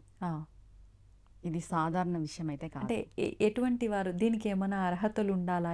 అర్హత అని కదా అమ్మవారు నియమించుకుంటుంది, తనే డిసైడ్ చేస్తుంది. అమ్మవారు చేత జరిగేది. మామూలుగా సాధారణ మనుషులతో జరిగేది కాదు ఇది. మనకి అంటాను కదా, నేను చెప్పాను కదా, పూర్వజన్మ సుకృతం ఉండాలి, పుణ్యఫలం ఉండాలి. మనం ఈరోజు ఒక మాట అమ్మ అని అనాలన్నా కూడా ఆమె అనుగ్రహం లేదే మనం చెప్పలేము, అనలేము. అలాంటిది శ్రీ విద్యలో అడుగు పెట్టడం అనేది చాలా, అది గొప్ప విషయం. అది అందరికీ సాధ్యపడదు. అడుగు పెట్టినాము, మనం ఉన్నాము, అమ్మవారిని ఉపాసన చేస్తున్నాము అంటే అది అమ్మవారు మనకి ఇచ్చిన గొప్ప వరము. ఇంకా నో వర్డ్స్ ఇంకా దానిపైన చెప్పుకోవడానికి. అంతే, అది అందరికీ కుదరని. అందరూ అంటే వెళ్ళలేరు, వెళ్ళినా చెయ్యలేరు అంటే అమ్మవారే నియమించుకొని ఉంటుంది ఇది మాత్రం. అన్ని విద్యలు వేరు, శ్రీ విద్య వేరు. అంటే మామూలుగా మనం చెప్తాం దశమహా విద్యలే చాలా గొప్పవి, అవి సాధన చేస్తాని, దానికి పైన ఉంది శ్రీ విద్య. అంటే డైరెక్ట్గా మనం శ్రీ విద్యలోకి ఎంటర్ అవ్వలేము కూడా ఒకవేళ. అంటే ముందు నుంచి మనం మీరు ఇందాక చెప్పినట్టు సాధన చేస్తూ చేస్తూ చేస్తూ అమ్మవారిని నమ్ముకొని కొన్ని ఏండ్ల సాధన చేస్తూ అది కూడా అమ్మవారి యొక్క అనుగ్రహంతోనే వెళ్ళగలం. ఎన్నేళ్ళు సాధన చేసినా కూడా శ్రీ విద్యలోకి వెళ్తామనేది అయితే ఏం లేదు. అది ఇప్పుడు చాలా వరకు శ్రీ విద్యా ఉపాసకులు అనగానే అది ఆడవారైనా మగవారైనా చాలా శాంతంగా కనిపిస్తూ ఉంటారు. ఎందుకని అలా? అంటే వాళ్ళ వ్యక్తిత్వం ముందు నుంచి అలా ఉంటుందా? ఈ దీంట్లోకి ఎంటర్ అయిన తర్వాత ఇలా అయిపోతారా? అందరూ ఏం శాంతం అనేది ఏం కాదు, దేని బట్టి ఏ వాతావరణం బట్టి ఆ వాతావరణం. ఇప్పుడు అమ్మవారి గురించి చెప్పుకుంటున్నాం కాబట్టి ఆ వాతావరణం ఉంటుంది, ఇంకొక వాతావరణం అంటే ఇంకొక వాతావరణం ఉంటుంది ష్యూర్గా. అలా అని కాదు, కానీ ఏంటంటే నిత్యము అమ్మవారి యొక్క మంత్రం చాంటింగ్ చేస్తూ ఉండడం వల్ల అది రన్ అవుతూ ఉంటుంది కాబట్టి ఆటోమేటిక్గా అదర్ దాంట్లోకి ఇన్వాల్వ్ అవ్వరు. పక్కన ఏం జరుగుతుంది, ఏమన్నా జరగనిలే మనకెందుకు, అంతే. ఇలా ఉంటారు. ఇప్పుడు అంటే శ్రీ విద్య అంటేనే లలిత అమ్మవారా? అవును. అందులో కూడా మళ్ళీ మనం రకరకాలుగా ఉంటుందా ఇంకేమైనా? అంటే అమ్మవారి శక్తే. ఇప్పుడు చాలా మందికి చాలా డౌట్స్ ఉన్నాయి. అంటే పార్వతి అమ్మవారు ఎవరు, లలిత అమ్మవారు ఎవరు, దుర్గమ్మ ఎవరు? అల్టిమేట్ లలిత అమ్మవారు. లలిత అమ్మవారి నుండి ఈ శక్తి ఇలా వచ్చేసింది. లలిత అమ్మవారు అని చెప్పేదానికంటే శ్రీ విద్యలో శ్రీచక్ర బిందువులో శివకామేశ్వరులు ఉంటారు. వాళ్ళని శివకామేశ్వరులనే పిలుస్తారు. అది లలిత అమ్మవారే ఉంటుంది బిందువులో. ఆ అమ్మవారిని చేరుకోవడానికి చుట్టూ మనకి 64 మంది పరివార దేవతలు ఉంటారు, మనకు తెలిసిన విషయం. కానీ ఆసనంలో శ్రీచక్రంలో ఇద్దరు ఉంటారు. అయ్యవారు కింద ఉంటే అమ్మవారు పైన ఉంటారు. అమ్మవారే పైన ఉంటారు. ఆయన ఆసనంగా వేసుకొని ఆవిడ ఉంటారు. శ్రీచక్రంలో ఉన్న అమ్మవారిని మాత్రం మనం శివకామేశ్వరులుగా పిలుస్తాం. కానీ ఈ ఉపాసనలు ఆరాధనల విషయానికి వచ్చేసరికి మనం ఎక్కడ కూడా వీళ్ళకి ఆరాధిస్తున్నట్టుగా ఎవరు ఎక్కువగా మాట్లాడరు. అయితే లలిత అమ్మవారికి, లేకపోతే నార్మల్గా ఇప్పుడు శివుడు పార్వతీశ్వరి అమ్మవారే లలిత అమ్మవారు. ఆమె పైకి మనకు కనిపిస్తుంది. ఇప్పుడు ఎలా చెప్పాలి అంటే వాళ్ళిద్దరూ కలిసి ఉంటారు శ్రీచక్రంలో అనేది ఎంత వాస్తవమో, ఒక సాధకుడు వాళ్ళిద్దరిని కలపాలనేది కూడా అంతే వాస్తవం. అంటే అమ్మవారు మనకి 7 చక్రాలు ఉంటాయి, చక్రాలు. అమ్మవారు మూలాధార చక్రంలో ఉంటుంది అంటారు. సాధకుడు మూలాధార చక్రాన్ని కదపాలి. కదిపి ఒక్కొక్క చక్రాన్ని ద్వారా అమ్మవారిని తీసుకెళ్తే పైన అయ్యవారు ఉంటారు, సహస్రారంలో ఉంటారు. ఆహా! సహస్రారంకి ఒక అడుగు గ్యాప్లో ఉంటారనమాట. ఓకే. ఈ చుట్టూ మనకు ఆరా ఉంటుంది. మెయిన్ కూడా మనకు కూడా పాజిటివ్ ఆరా ఇక్కడ నుండే ఉంటుంది, ఈ ఈ గ్యాప్ నుండి. హుహు. అక్కడ అయ్యవారు ఉంటారు. అమ్మవారిని తీసుకెళ్ళి అక్కడ కలపాలి అంటారు. ఆ! అది సాధకులకు ఒక టాస్క్. అది ఓహ్! మన కలియుగంలో జరిగే పని కాదు. ఆ! అది ఓకే. చక్రాలని భేదించి తీసుకెళ్ళి అక్కడ కలపాలి అయ్యవారితో అమ్మవారిని. అక్కడ వాళ్ళు ఆనంద తాండవ విహారం చేస్తుంటారు ఆ హుహు. సహస్రారంలో. ఓకే. అది చూసిన వాళ్ళు చాలా అరదు, అది ఎవరికో. హ్మ్. అందరికీ అదృష్టం ఉండదంటారు. ఇంకా అది ఓకే. చూసిన వాళ్ళకి ఈ ప్రపంచంతో పని లేదు, వాళ్ళు ఈ ప్రపంచంలో కూడా ఉండరు నన్ను అడిగితే. హ్మ్. అది కానీ నేనిది కొత్త విషయం విన్నా నిజంగా మీ ద్వారా. ఇలా స్వామివారిని, అమ్మవారిని కలపటము అని, ఇలా ఉంటారు పాములాగా అని చెప్పి. పెనవేసుకొని ఉంటుంది కదా మనకి అవును. చక్రాలు. చక్రాలు. మూలాధారంలో అమ్మ ఉంటుంది. హ్మ్. అంటే ఒక్కొక్క చక్రానికి ఒక్కొక్క అధిదేవతలు ఉన్నారు, కానీ అమ్మవారు కింద ఉంటారు. అమ్మవారిని తీసుకెళ్ళి అయ్యవారితో కలపాలి అంటారు. కొంతమంది శాక్తేయులు ఏమంటారు, అమ్మవారు పైన ఉంటుంది, అయ్యవారు కింద ఉంటారు అని ఇలా కూడా చెప్తారు. రెండు హుహు. రకాలుగా చెప్తారు, కానీ ఆ అమ్మవారిని తీసుకెళ్ళి అయ్యవారితో కలపాలనేది మా సాంప్రదాయంలో మేము విన్నది. హుహు. అంటే ఇప్పుడు మీరన్నట్టుగా ఒక్కొక్క సాంప్రదాయంలో ఒక్కొక్క వేరియేషన్ ఇప్పుడు ఉంటుందా దీంట్లో కూడా? శ్రీచక్రంలో కొంతమంది పైన భాగం శివుడిది, కింద భాగం అమ్మవారిది అంటారు. కొంతమంది పైన భాగం అమ్మవారిది, కింద కింద. భాగం శివుడిది అంటారు. హుహు. 4 కోణాలు 5 కోణాలు వస్తాయి. అది డివైడ్ చేస్తారు. 4 కోణాలు శివుడిది అంటారు, 5 కోణాలు అమ్మవారివి అంటారు. హుహుహు. కొంతమంది 5 శివుడివి, 4 అమ్మవారివి అంటారు. అలా ఆహాహాహా! ఇద్దరు ఒకటే అండి, తేడా ఏం తేడా లేదు. ఏం లేదు. వాళ్ళిద్దరు కలిసే ఉంటారు హ్మ్. అంతే. ఓకే. వాళ్ళు కలిసి ఉండరు, వీళ్ళు వేరు వాళ్ళు వేరు అనుకోవడం మన భ్రమ హ్మ్. అంతే. ఓకే. శ్రీచక్ర ఆరాధన చేస్తున్నామంటే మనం కామేశ్వరులకి చేస్తున్నట్టే. హ్మ్. అంతే, వాళ్ళిద్దరు కలిసే ఉంటారు అక్కడ బిందువులో. ఓకే. అంటే ఇప్పుడు ఈ శ్రీచక్ర ఆరాధన చేస్తే ఇంకా ఇంతమంది దేవతలని, అంటే ఆవరణలో ఉన్న ప్రతి దేవతలని, అల్టిమేట్ ఎవరో వాళ్ళని, ఆ శక్తిని ఆరాధించినట్టేనా కంప్లీట్‌గా శ్రీచక్ర చేసినట్టే. ఆరాధన చేస్తే? అవును. మరి ఈ శ్రీచక్ర ఆరాధన గురించి కూడా ఇప్పుడు రకరకాలుగా వింటున్నాం కదండీ! ఇంట్లో పెట్టుకోకూడదు అని. పెట్టుకున్నారు అంటే ఖచ్చితంగా అది ఉపాసనా పరులు మాత్రమే పెట్టుకోవాలి అవును. అని రకరకాలుగా. అసలేంటి దాని గురించి కూడా? అంటే మనకి శ్రీచక్రంలో మేరు ప్రస్థం, భ్రూ ప్రస్థం అని వింటాం. హా! ఐడియా ఉంటుంది. అవును. అవును. భూ ప్రస్థారం, మేరు ప్రస్థారం అని పెట్టుకున్న తర్వాత మనం ఒకసారి పూజ మొదలుపెట్టిన తర్వాత ఖచ్చితంగా పూజ చేస్తూనే ఉండాలి, ఓకే. వదలకూడదు. ఆ! కుంకుమార్చన చేసిన తర్వాత కుంకుమార్చన చేస్తూనే ఉండాలి. హ్మ్. తర్వాత కుంకుమార్చన తగ్గట్టుగా మనం నైవేద్యం పెడుతూనే ఉండాలి. భూప్రస్థారం ఆల్మోస్ట్ పెట్టుకోవచ్చండి, కొంచెం యంత్ర నియమనిష్టలు రూపంలో. ఉండేవాళ్ళు యంత్ర రూపంలో ఉండే శ్రీ యంత్రాన్ని పెట్టుకోవచ్చు. మేరు ప్రస్థారం పెట్టుకున్నప్పుడు దానికి మళ్ళీ పద్ధతి నియమనిష్టలు వేరైపోతాయి, మడి అంతా ఉంటుంది దానికి. హుహు. మేరు ప్రస్థారం పెట్టుకోవద్దనే చెప్తా నేను. ఓకే. ఆహా! చెయ్యగలిగే ఓపిక, ఓపిక, అంత శ్రద్ధ నియమనిష్టలు ఉంటే పాటించే ఇది విధి విధానాలు ఉంటేనే చేయండి, ఆ! లేదు అంటే వద్దు, ఓకే. దాని జోలికి వెళ్ళొద్దు. అంటే ఒకవేళ అంటే వితండవాదం మూర్ఖం అని కాదు గానీ, ఎందుకని? ఇప్పుడు నేను ఇందాక చెప్పాను కదా, ట్రాన్స్ఫార్మర్ తెచ్చి ఇంట్లో పెట్టుకున్నట్టు ఉంటుంది. ఓకే. ఇప్పుడు నార్మల్గా మీరు స్విచ్ చేసి లైట్స్ వెలిగేది వేరు, హ్మ్. డైరెక్ట్ ట్రాన్స్ఫార్మర్ని తెచ్చి స్విచ్ చేస్తే పేలిపోతుంది. హ్మ్. అలా ఆ పవర్ శక్తిని మనం ఎక్కువ. భరించలేం. ఓకే. ఇప్పుడు అంటే కొన్ని సందర్భాల్లో మనం అనుకోని తెచ్చుకోకపోయినా, ఉమ్, ఎవరి ద్వారానో మన ఇంటికొచ్చిందే అనుకోండి. ఉమ్. అటువంటి పరిస్థితుల్లో ఏం పక్కన చేయొచ్చు? పెట్టేసేయండి, నార్మల్‌గా షోకేస్లో పూజ పెట్టుకోవచ్చు. కోసం కాకుండా పక్కన పెట్టేసి. ఒక్కసారి మీరు పూజ మొదలు పెట్టినారంటే ఖచ్చితంగా చేయాలి. హ్మ్. మొదలు పెట్టలేదా, పక్కన ఉండి ఏం ప్రాబ్లం లేదు. ఓకే. దానికి ప్రాణ ప్రతిష్ఠ ప్రాసెస్ అంతా ఉంటుందండి, ఏదో తెచ్చి పెట్టుకున్నామంటే ఏం అవ్వదు. హ్మ్. ప్రాణ ప్రతిష్ఠ, హోమము అంతా ఉంటుంది. హుహుహు. అలా చేసుకొని మనం పెట్టుకున్నప్పుడు ఖచ్చితంగా నియమనిష్టలు పాటించాలి. ఓకే. అంటే మనం ఇప్పుడు షోడశ ఉపచారాలతో పూజ కానీ, మీరు చెప్పినట్టుగా కుంకుమార్చన చేయటము, ప్రత్యేకించి దానికోసం విశేషంగా పూజ మందిరంలో పెట్టి చేస్తేనేనా? లేదంటే నార్మల్‌గా చిత్రపటాలతో పాటు పెట్టి ఒక కుంకుమ పెట్టి చేసినా కూడా ప్రాణప్రతిష్ఠ జరిగిపోయినట్టేనా? కాదు, కాదు. ఓకే. ఖచ్చితంగా ప్రాణప్రతిష్ఠ చేసి హోమాధికాలన్నీ చేసుకున్న తర్వాతే ప్రాణప్రతిష్ఠ జరిగినట్టు. ఓకే. దానికి ప్రాసెస్ ఉంటుంది సపరేట్గా. హ్మ్. నార్మల్గా మనం తెచ్చి పెట్టుకొని పూజ చేస్తున్నాము అంటే ఓకే, అది నమ్మకం అంతే, ఓకే. కానీ అది ప్రాణప్రతిష్ఠతో కూడుకున్నదైతే కాదు. హ్మ్.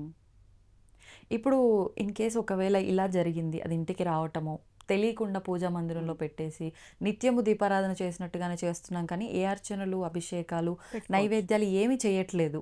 అది ఇప్పుడు కుంకుమార్చన చేయకూడదు. కుంకుమార్చన ప్రాసెస్ మనం మొదలుపెట్టి సపరేట్గా శ్రీయంత్రానికి పూజా ప్రాసెస్ చేసాము అంటే అది ఖచ్చితంగా కంటిన్యూగా చేయాలి.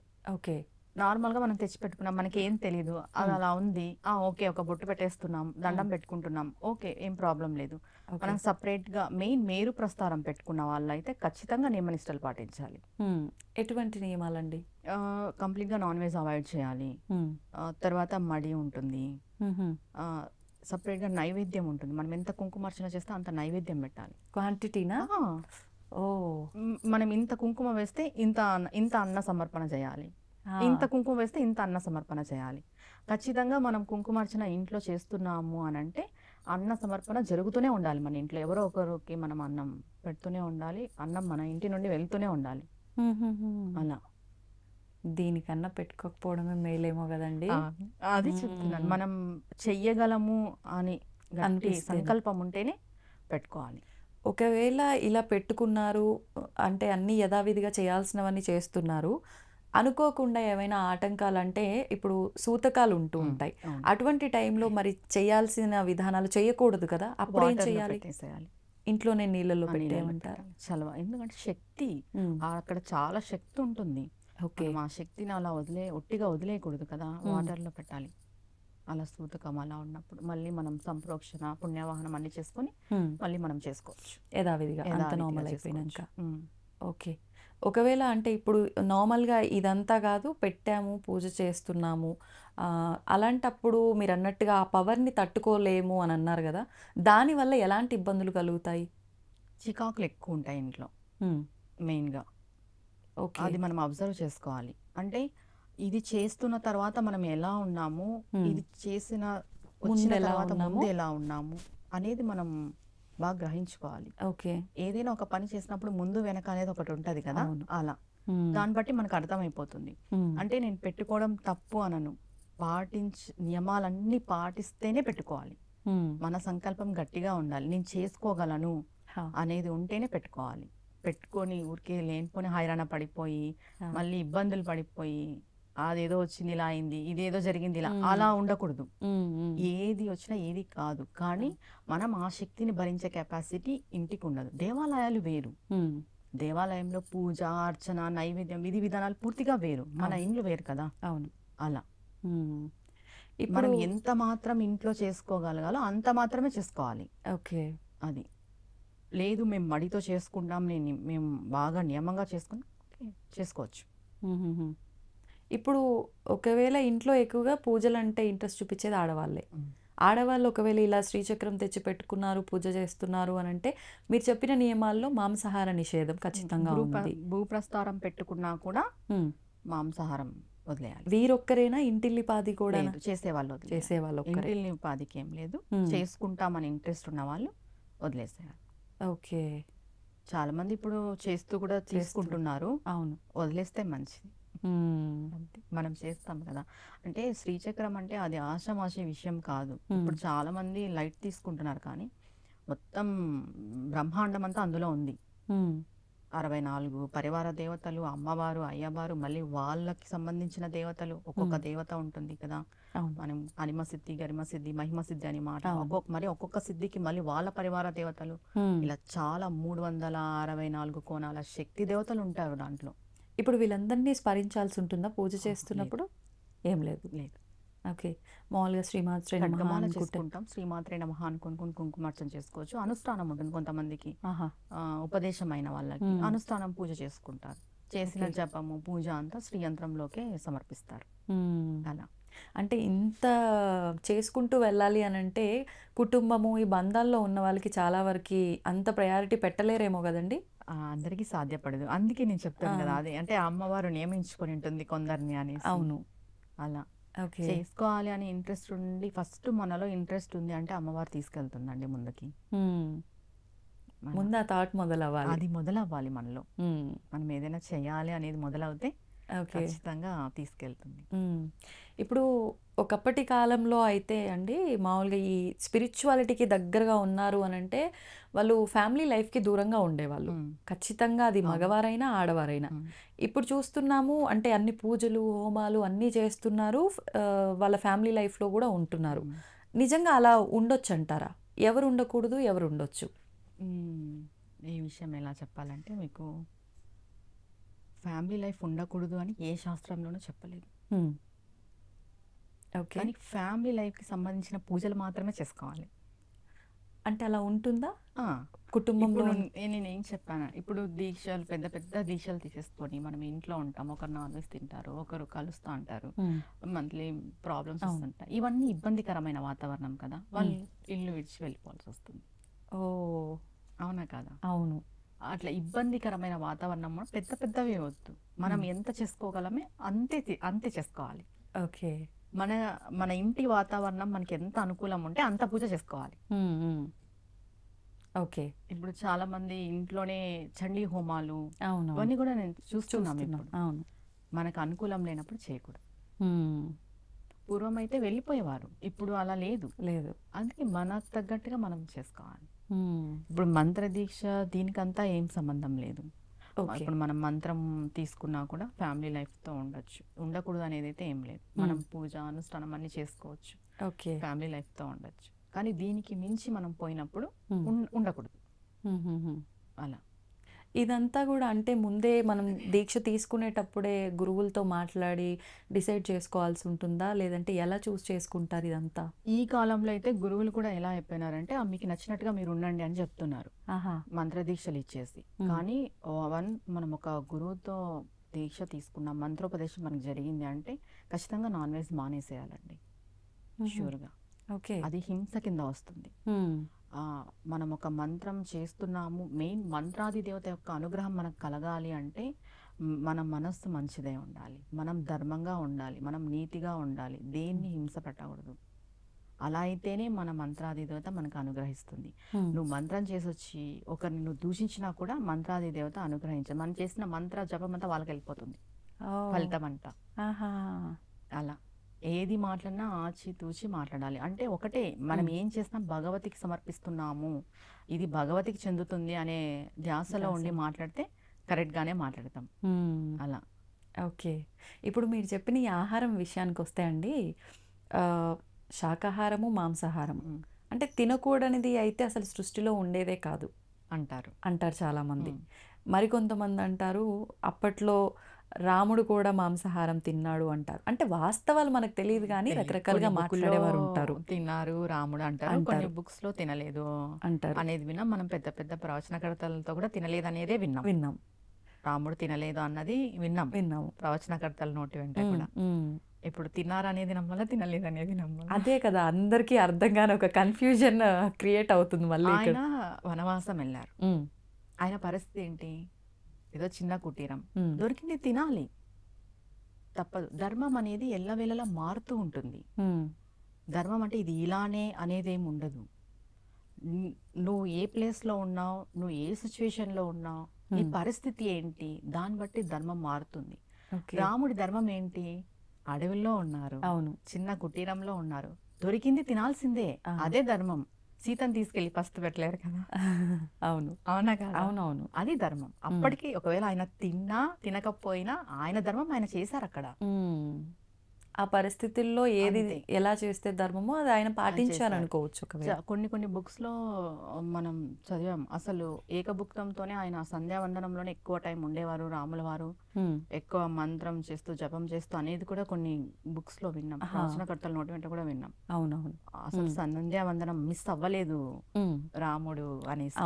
అవును, ఎటువంటి పరిస్థితుల్లో కూడా నెగ్లెక్ట్ చేయలేదు, మిస్ అవ్వలేదు సంధ్యావందనం అనేది. అవును, ఇది మాత్రం ఎవరు గ్రహించరు. మంచి తొందరగా ఎక్కదు కదా, అంతే కదండి. అది మరి ఇప్పుడు అంటే నేను ఈ మధ్య కాలంలో విన్నాను, కొన్ని క్షేత్రాల్లో కూడా ఇప్పుడు సంగతి తెలియదు కానీ మాంసాహార నివేదన స్వామివారికి అంటే మనం ఇప్పుడు శ్రీశైల క్షేత్రంలో కూడా ఒకప్పుడు అక్కడ బలులు ఉండేవి అని చెప్పి, జంతు బలులు అక్కడ నివేదన చేసేవారు అని చెప్పి, రాను అంటే ప్రభుత్వాలు ఇవన్నీ మారుతున్నా కొద్దీ మారిపోయింది కానీ ముందైతే అలా ఉంది, అంటే శాస్త్రంలో ఉంది కాబట్టి అది అలా జరిగింది అని చెప్పి. అంటే నేను ఈ విషయం ఎలా ప్రాంతీయం బట్టి అండి, నేను ఇది ఎలా చెప్తానంటే, ఇప్పుడు మన ప్రాంతీయం ఏంటి, ఇప్పుడు మేము ఆంధ్ర, మీరు తెలంగాణ, మీ ప్రాంతంలో ఏ నియమాలు అయితే ఉంటాయో వాటిని ఫాలో అవ్వండి.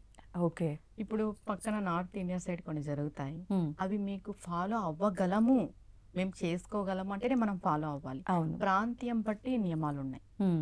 ఇప్పుడు బలులు అంటే కొన్ని చోట్ల జరుగుతున్నాయి, అవును. అది వాళ్ళ వాళ్ళ నియమాలు బట్టి, ప్రాంతీయ నియమాలు బట్టి జరుగుతున్నాయి. వాటిని మనం ఏం అనేక కూడా లేదు. అంటే మా ప్రాంతంలో ఇది చేస్తేనే ఇది మంచి అనే ఒక ధోరణిలో వాళ్ళు ఉండిపోయినారు. బట్ జంతు బలులు అయితే కరెక్ట్ అయితే కాదు, ఇదైతే చెప్పగలం. ఓకే. అంటే ఎక్కడ అమ్మవారైతే ఎక్కడ నాకు జంతువుని బలి ఇవ్వండి ఎక్కడ అడగలేదు. ఓకే. అది ఎక్కడ మీరు ఎన్ని బుక్స్లో అన్నా చూడండి, అంటే కథలు రాసిన వాళ్ళు కాదు, నార్మల్గా శాస్త్రం ప్రకారం అయితే ఎక్కడ అమ్మవారు మాకు జంతువుని బలి అంటే ఎక్కడ అడగలేదు. అంటే మీరు అన్నట్టుగా ఇంకా ప్రాంతంలో వారు తీసుకునే ఆహార విధానాలను బట్టి అలా మేము ఏది తింటున్నామో అది పెట్టుకుంటాము అనేది నుండి వస్తున్న ఆచారాలు దాన్ని బట్టి. ఓకే. కానీ నిజంగా ఎవరు ఏ రకంగా ఏం పెట్టినా కూడా అమ్మవారు స్వీకరిస్తూనే ఉన్నారు. నిజంగా మనం ఎన్నెన్నో ఉదాహరణలు చూసాం దానికి ఇప్పటి వరకు కూడా కదండి. మీరు మంచినీళ్ళు పెట్టినా అమ్మవారు స్వీకరిస్తుంది, పంచభక్ష ప్రమాణాలు పెట్టినా స్వీకరిస్తుంది. అవును, అంతే. అయితే ఇప్పుడు ఈ అమ్మవారి విషయము, స్వామి విషయము ఇవన్నీ పక్కన పెడితే ఇదంతా మాకేం చేత కాదండి, ఎవరిని సొంతంగా మేము పట్టుకోవాలన్నా కూడా నియమాలు పాటించాలంటున్నారు, మంత్రం అంటున్నారు, ఏదేదో నామాలు అంటున్నారు. ఇవన్నీ కాదు, మేము ఓన్లీ నిత్యం దీపారాధన చేసుకుంటాము, మరి మేము సుఖ సంతోషాలతో ఉంటామా అనుకునే వారికి ఏం చెప్తారు? మంచి విషయం అండి. మాకు ఏది అవ్వదు, మేము ఏమీ చేసుకోలేము, ఈవెందో దీపం కూడా పెట్టుకోలేము. మా నిత్య జీవితం అంత బిజీగా ఉంది. ఏదో ఒక శ్లోకాన్ని, మీరు ట్రావెల్ చేస్తూ ఉంటారు, ఒక శ్లోకాన్ని పట్టుకోండి. కార్లో వెళ్ళవైతే ఒక శ్లోకాన్ని, బైక్లో వెళ్ళవైతే ఒక నామం, ఒక్క నామమే, ఒక్క నామం పట్టుకొని మీరు ముందుకెళ్ళండి. స్నానం చేసుకోండి, నిత్యం అర్లీగా లేవండి, దండం పెట్టుకోండి. దండం పెట్టుకున్నా పెట్టుకోకపోయినా పర్వాలేదు, మీ మనసులో మీరు భగవంతుడా అనుకుంటే చాలు. ఒక్క నామం పట్టుకొని మీరు ముందుకెళ్తే ఆటోమేటిక్గా సుఖ సంతోషాలతో ఉంటారు. ఎవరైనా సరే, ఎవరికి తోచిన నామం, మెయిన్ మన మనసు మంచిగా ఉండాలి. నేను అదే ఎప్పుడు చెప్తాను ఎవరికైనా, నేను అందరికి చెప్పేది ఒకటే, మన మనసు మంచిగా ఉండాలి, మనం ధర్మంగా ఉండాలి, నీతి నిజాయితీగా ఉండాలి, ఆటోమేటిక్గా భగవంతుడే మన కోసం దిగొస్తారు. ఒక నామం పట్టుకోవాలి. ఇది కలియుగం కాబట్టి భగవన్ నామస్మరణ చాలా అవసరం. కలవు వెంకటనాయక కలియుగం అంటాం మనం. అవును, అది కలియుగ ప్రత్యక్ష దైవంగా భావిస్తూ ఉంటాము. ఏదో ఒక నామం, భగవన్ నామస్మరణ ఖచ్చితంగా ఉండాలి. నిత్యం మనం ఏం పని చేస్తున్నా కూడా విడవకుండా భగవన్ నామస్మరణ చేసుకుంటూ పోతే ఖచ్చితంగా మనం సుఖ సంతోషాలతో ఉంటాం. ఓకే. ఆటోమేటిక్గా ఆ నామస్మరణనే మనల్ని మార్చేస్తుంది, ఖచ్చితంగా మార్పు జీవితాన్ని చాలా మార్పు తీసుకొస్తుంది. ఓకే, ధన్యవాదాలు. శ్రీమాత్రే నమః. And don't forget to subscribe to iDream. And for more videos, please subscribe to iDream. Please subscribe to iDream. Please subscribe iDream. And please subscribe to iDream. For more videos, subscribe to iDream. please like, share and subscribe to the channel. Congratulations, iDream. Subscribe to iDream. Subscribe to iDream. So subscribe to iDream Media. iDream ki iDream team andarki huge congratulations. Please subscribe iDream Media. Please subscribe to iDream. Subscribe iDream. Please subscribe to iDream. iDream అంటే నా కళల ఛానల్ను subscribe చేసుకున్న నోరు తిరుగుతలేదు, మీరైతే గంట గుర్తు కొట్టండి. For more such videos, please subscribe to iDream. Subscribe to iDream. Please subscribe to iDream. Please subscribe iDream Media. Please do subscribe to iDream. Please subscribe to iDream Media. For best entertainment and information, please subscribe iDream.